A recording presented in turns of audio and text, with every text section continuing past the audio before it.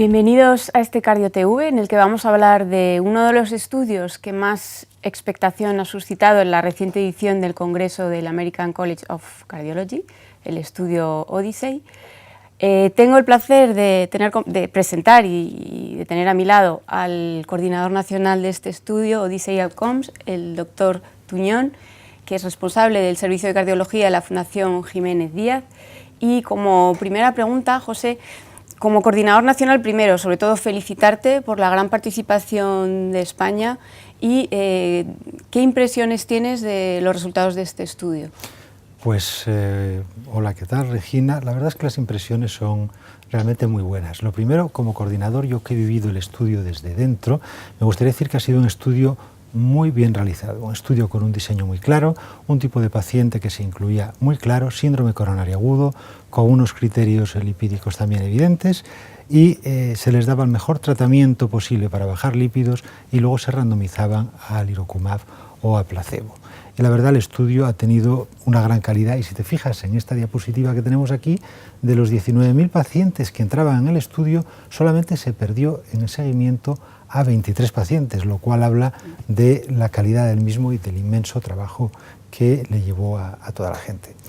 Decir también que España pues hizo un papel muy bueno, porque de los 19.000 pacientes, más de 800 eran españoles. De hecho, fuimos el cuarto país del mundo incluyendo pacientes, y los dos primeros eran Estados Unidos y Rusia, contra los que no podemos competir por tamaño, evidentemente. O sea que solamente nos superó Polonia como país con un tamaño, en este caso, un poquito menor al nuestro. Por lo tanto, la participación española muy buena. Y en cuanto a los resultados, pues bueno, como puedes ver aquí, la bajada de colesterol LDL con alirokumab era la esperada, bajó un 54%, y cuando nos vamos a la eficacia en eventos cardiovasculares mayores, pues lo que tenemos es una reducción en números absolutos de 1,6%, que era además el objetivo principal del estudio. Y esto concordaba con lo que presumían o presumíamos todos. No conozco a ningún compañero que pensara que el estudio iba a salir negativo. Luego ya hubo más cosas que destacar. Había dudas de si se conseguiría reducir la mortalidad total, más que nada porque era gente que ya estaba muy bien tratada de base con dosis intensivas de estatinas. Y como se puede ver en esta diapositiva, sí hubo una reducción de la mortalidad total. Por lo tanto, yo diría que estudio limpio, bien hecho y con resultados positivos, que nos demuestra que si bajamos más el colesterol de lo que lo solemos bajar, en este caso utilizando alirokumab, vamos a tener menos eventos cardiovasculares. Es un poco la primera impresión. Sí, sin duda yo creo que es la impresión de todos. Estudio positivo, muy bien diseñado, muy bien seguido y muy orgullosos de la participación de España, aunque no hayamos participado directamente.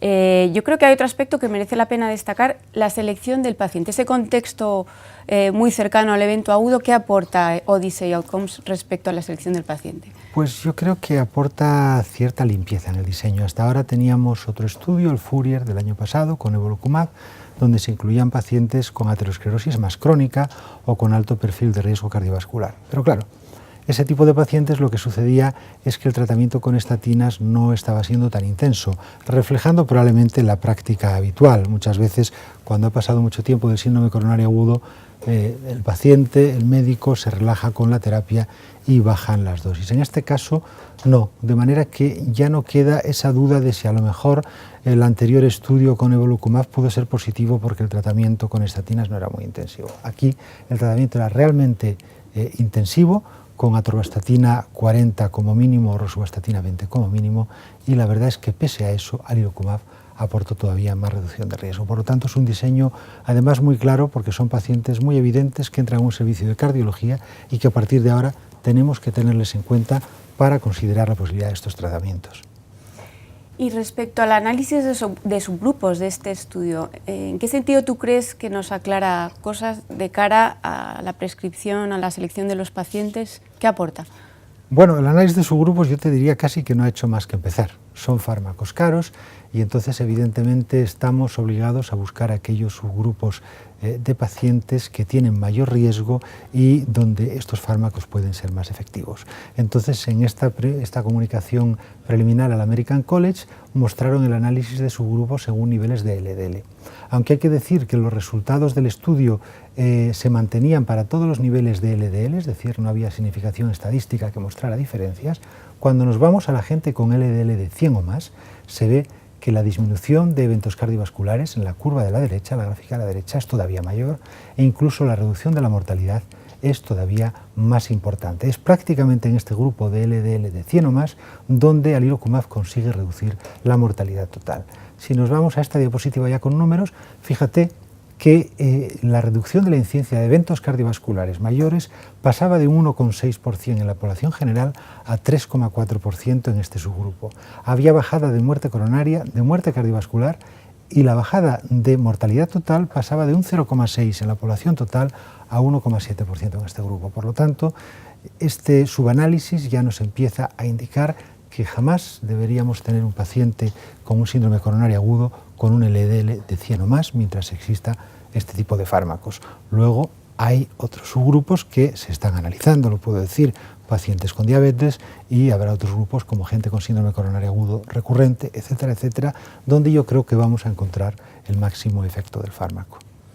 Y yo creo que la selección de los pacientes a los que vamos a prescribir una terapia que sin duda es cara y que hay que ser muy selectivo, ¿en qué sentido tú crees que esto corrobora un poco lo que ya venimos haciendo o da alguna luz adicional?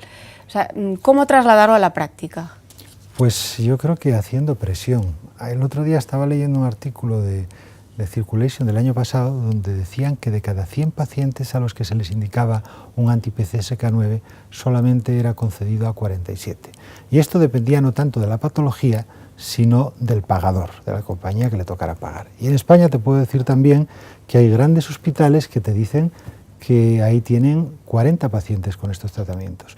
Yo creo que ahora ya tenemos la herramienta complementaria, tenemos ya 2 ensayos clínicos y es la herramienta complementaria para empezar a presionar en el sentido de que hay pacientes a los que no les podemos negar estos fármacos. Este dato del LDL de 100 o más ya es claro porque en algunos hospitales se está esperando a que tengan más de 130 en prevención secundaria, lo cual ya queda claro que es excesivo. Y, por supuesto, yo creo que debería valer el sentido clínico a la hora de ser especialmente atentos, como decía, en gente con diabetes o con aterosclerosis muy difusa o con síndrome coronario agudo recurrente. Pero lo que sucede es que vamos a tener que hacer presión, que hablar con nuestros hospitales, con nuestros servicios de farmacia y sentarnos con ellos a explicarles estos resultados para que vayan cambiando poco a poco lo que son las normas. Y otro aspecto importante que a los cardiólogos nos importa mucho, ¿qué impacto crees que va a tener Odyssey Outcomes, añadido a lo que ya conocíamos, en guías en cuanto al nivel de recomendación de estos fármacos? ¿Y crees que va a haber un cambio en el objetivo de control del colesterol LDL en pacientes con síndrome coronario agudo reciente? O sea, ¿cómo ves tú? Dos preguntas en uno. En guías tiene que haber algún cambio porque las últimas guías europeas se publicaron en 2016, por tanto, antes de la salida de estos 2 ensayos. Y en ese caso, mientras que para la hipercolesterolemia familiar los anti-PCSK9 eran indicación 2A, para prevención secundaria eran indicación 2B. Habiendo 2 ensayos clínicos ya esto se tiene que acabar seguro. Otra cosa está ya en el nivel de LDL. Yo creo que va a estar claro con este subanálisis que jamás debemos hurtar a nadie estos fármacos en prevención secundaria con LDL por encima de 100 y por lo menos mantener el de 70 en otros pacientes de alto riesgo. Yo creo que, no obstante, se va a poder incluso delimitar o se van a poder delimitar grupos de pacientes en los cuales todos vamos a estar de acuerdo en bajar todavía más el colesterol, es decir, en poner otro objetivo. Pero posiblemente eso va a llevar la mayor parte de polémica y de discusión porque habrá diferentes opiniones. Lo que está claro es que ya no pueden ser una indicación 2B. Hay otro aspecto que también se ha debatido mucho en distintos foros y es que en estos estudios el uso de ezetimibe era minoritario, ¿no? En parte también pues, por el diseño anterior a IMPROVE-IT, el reclutamiento en parte. ¿Crees que hubiera modificado algún mayor uso de ezetimibe en esta población?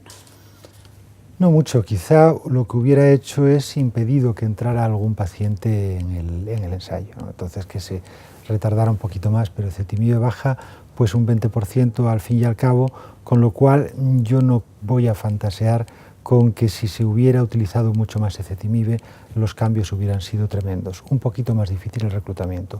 Sí es cierto que, vistos ya los estudios de Brian Ferencz y compañía, queda clara la teoría lipídica, es decir, de lo que se trata es del colesterol LDL cuanto más bajo mejor, no se trata de una estatina o de ezetimibe o de otro fármaco, siempre cuanto más bajo mejor, siempre y cuando el fármaco que usemos evidentemente no sea tóxico.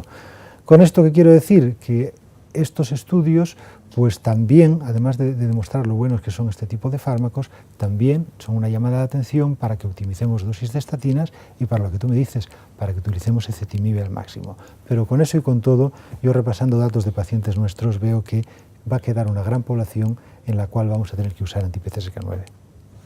Sí, ciertamente, porque de hecho yo creo que todavía hay muchos pacientes que están muy lejos del objetivo, que están infratratados y quizá también todas estas barreras que hay a veces para llegar a esta prescripción desalientan, ¿no? Desaniman un poco a los cardiólogos. ¿Cómo hacer una prescripción responsable, más efectiva, más proactiva de estos fármacos en la práctica habitual nuestra, de consultas con muchos pacientes, de a veces dificultad en revisar al paciente a corto plazo? ¿Cómo lo ves? Pues aquí sucede que se establecen una serie de barreras. Tú sabes que estos fármacos ahora pues tienes que pedirlos al propio hospital, los dispensa el hospital, en muchos sitios hay una persona de referencia para decidir, en otros es una comisión, y todo esto son una especie de barreras intangibles que no es que te prohíban, pero te dificultan el acceso a, y si no estás muy involucrado en el tema de los lípidos, pues a lo mejor te da, al final, podemos decir, un poquito de pereza y no lo pides. Entonces yo creo que las personas que estamos interesados en la prevención cardiovascular, como es nuestro caso, debemos trabajar un poco en nuestros servicios para explicar tanto a las personas que tienen la capacidad de conceder estos fármacos como a nuestros compañeros el enorme beneficio que se deriva para los pacientes y del cual no podemos prescindir. O sea que yo creo que ahora empieza mucho trabajo también para nosotros. Y luego hay un tema que no hemos comentado que también es importante, la seguridad. Danos unas ideas clave sobre los aspectos relativos a la seguridad de estos fármacos. Pues vamos a ver, yo soy clínico y he visto muchos pacientes, entonces el fármaco más seguro es el que no se toma, eso es lo primero que hay que decir. Lo segundo, los que tienen una gran seguridad son las estatinas porque llevan muchísimo tiempo en fase 4 y hay millones de personas que las han tomado. Ahora bien, ¿qué pasa con estos fármacos? Pues que hasta ahora, aquí tenemos la gráfica de seguridad del Odyssey, la verdad es que el perfil es impecable y no encuentro otra palabra. Había miedo porque se decía que podían dar más trastornos neurocognitivos. No hay rastro de trastornos neurocognitivos. Había miedo, por supuesto, que podía hacer con la CPK y las transaminasas.